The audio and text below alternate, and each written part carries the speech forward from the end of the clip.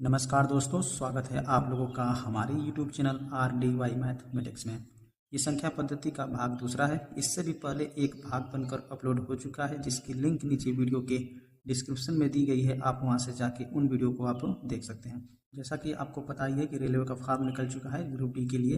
यदि आप रेलवे से संबंधित तैयारी करते हैं तो इस वीडियो को आप पूरा अंत तक देखिए। इसमें वही क्वेश्चन बताए जाएंगे जो रेलवे में पूछा जा चुका है। ये क्वेश्चन कहीं ना कहीं रेलवे में ये पूछा जा चुका है। यदि आप इसे बेसिक से लगाते हैं तो उसमें आपको ढेर सारा टाइम लग जाएगा, जबकि रेलवे में आपको 90 मिनट का ही टाइम दिया जाता है और 100 क्वेश्चन पूरे करने होते हैं। वहाँ आप बेसिक लगाते हैं तो उसमें आपको ढेर सारा टाइम लगेगा, जिससे आप बहुत ही कम स्कोर कर सकेंगे। यदि आपको तरीका और ट्रिक पता है तो आप बहुत ही कम समय में बिना कलम चलाए ही आप इसका राइट आंसर बता सकते हैं। तो कुछ ऐसे ही क्वेश्चन को हम लाए हैं जिसे आप बहुत ही कम समय में और बहुत ही आसान तरीके से उसे लगा सकते हैं। है कि एक संख्या को इसके 2/3 से जोड़ने पर वह 35 होती है, उस संख्या का पता लगाइए। यदि आप इसे बेसिक से लगाते हैं तो उसमें आपको ढेर सारा टाइम लगेगा, जबकि विकल्प ऐसा बनाया ही गया है जिसे आप देखते हुए सेकेंडों में गलत कर सकते हैं। दिया है कि 2/3 यानी कि जो संख्या होगी वो 2/3 से पूरी विभाजित होगी। तो ऑप्शन को देखते हुए गलत कर दीजिए। जो ऑप्शन 3 से विभाजित नहीं होता है तो ऑप्शन नंबर डी और ऑप्शन नंबर सी को देखते हुए गलत कर दीजिए। अब ऑप्शन नंबर बी को चेक कर लीजिए। यदि संख्या 21 होगी तो इसका 2/3 यदि आप निकालेंगे तो आएगा 7 गुना के 14। अब उसमें संख्या जोड़ने पर यानी 21 जोड़ने पर आपका प्राप्त होता है। जी हाँ, तो ऑप्शन नंबर आपका 20 सही है। दूसरा क्वेश्चन है कि दो संख्याओं का योग उसके अंतर का 4 गुना है। यदि एक संख्या 20 हो तो दूसरी संख्या क्या होगी। जैसा कि क्वेश्चन में दिया है कि एक संख्या दे ही दिया है, तो एक संख्या ऑप्शन में ही है, तो आप इसको लगाते हैं किसी संख्या पे x मान के या किसी संख्या को मान के, तो उस पर आपको समय ही लगेगा। तो आप सीधे डायरेक्ट आप ऑप्शन से ही देख के वो संख्या देख कर आप लगा सकते हैं। तो जो पहली संख्या 20 का है कि 20, यदि एक संख्या 14 मानेंगे तो जोड़ेंगे तो 34 होगा, और इसके बीच का अंतर 6 है, तो क्या 6 का 4 गुना 34 होता है। जी नहीं, तो ऑप्शन नंबर आप बी को गलत कर दीजिए। इसका देखेंगे तो आपका 20 और 20 40 होगा, अंतर तो एक का भी नहीं है, तो इसे आप देखते हुए गलत कर दीजिए। 18 है, यदि 20 18 जोड़ेंगे तो 38 होगा। अब इसके बीच का अंतर 2 है, तो क्या ये 2 का 4 गुना है। जी नहीं, तो ऑप्शन नंबर आप ए को बिना लगाए टिक कर सकते हैं जब आपने 3 ऑप्शन चेक कर लिया है। फिर भी आप चेक कर लीजिए। यदि 20 है और 12 जोड़ देंगे तो आपका आएगा 32। अब इसके बीच का जो अंतर है 8 का है, इसका जब 4 गुना करेंगे तो 32 आता है। तो ऑप्शन नंबर आपका ए सही है। यदि कोई संख्या मानते हैं x मानते हैं तो उस पर आपको समय लगना ही लगना है।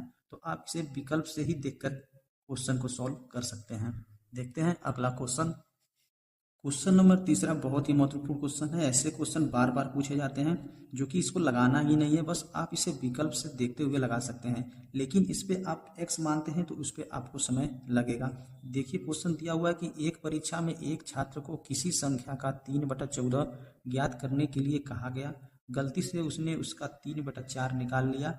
उसका उत्तर सही उत्तर से 150 अधिक था। दी गई संख्या है। ये क्वेश्चन आरआरबी में पूछा जा चुका है। इसमें दिया हुआ है कि जो एक बार 3/14 याद करना था, लेकिन उसने 3/4, ये दोनों कंडीशन में जो संख्या होगी वो 4 से और 14 से दोनों से ही विभाजित होगी। तो पहले देख लेते हैं कि कौन सा ऑप्शन इसमें से 14 से और 4 से विभाजित नहीं होता है। एग्जामिनर ऐसा विकल्प जरूर बना देता है जिसे आप देखते हुए गलत कर सकते हैं। वहीं आप x मानते हैं तो भी निकलेगा, लेकिन उसमें आपका काफी समय लगेगा। तो 14 से आपका 290 नहीं कटेगा, तो ऑप्शन नंबर डी को गलत कर दीजिए। ऑप्शन नंबर बी भी आपका 14 से डिवाइड नहीं होगा, तो ऑप्शन नंबर बी को भी गलत कर दीजिए। ऑप्शन नंबर ए जो 14 से आपका ऑप्शन नंबर ए भी नहीं कटेगा, इसे गलत कर दीजिए। अधिकतर आपके 2 ऐसे संख्या मिलते हैं ऑप्शन में जिसपे आपको चेक करना रहता है, लेकिन यहाँ पे तीनों ऑप्शन आपके गलत हैं, तो बिना ही टिक कर सकते हैं। 280 आपका सही है, चेक भी कर लीजिए। 280 का 3/14 ज्ञात करना था, यानी कि 14 दूना 28, 20 20 23 आना था 60, लेकिन उसने 280 का 3/4 ज्ञात किया, यानी कि आपका हो जाएगा 7 यानी 70। तो इसका गुणा कर देंगे तो हो जाएगा आपका 210। अंतर 150 का है जो प्रश्न में दिया हुआ है, तो ऑप्शन नंबर सी आपका सही है। अगला और आखिरी क्वेश्चन है कि दो संख्याओं का गुणनफल 32 है और औसत 6 है, तो उनके घनों का योग क्या होगा। आप इसे लगाते हैं तो उसमें आपको समय लग जाएगा, जबकि हिंट यहाँ पे दिया हुआ है 32, दिया है कि दो संख्याओं का गुणनफल 32 है, यानी कि दोनों संख्या आप निकाल सकते हैं। एक तो हो जाएगा आपका 8 गुणे 4, एक आपका होगा 16 गुणे 2, यही संख्या होगी।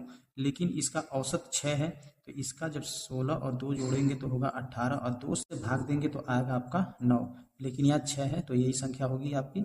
8 चौका 32 आता है, और इसको जोड़ देंगे 8 4 12। अब औसत निकालना है, 2 से भाग दे दीजिए, आता है आपका 6, यानी कि ये प्राप्त हुआ है। तो एक संख्या आपका 8 होगा, दूसरी संख्या 4, इसका घन करना है, इसका भी घन करना है, ये होगा आपका 512, और ये होगा आपका प्लस 64, जोड़ दीजिए, 4 2 6, और 6 1 7, और 5 1 5। ऑप्शन नंबर आपका डी सही है। मिलते हैं अगले वीडियो में इससे भी अच्छे क्वेश्चन और ट्रिक के साथ। तब तक के लिए नमस्कार। यदि वीडियो आपको पसंद आया हो तो प्लीज़ हमारे चैनल को सब्सक्राइब और इस वीडियो को लाइक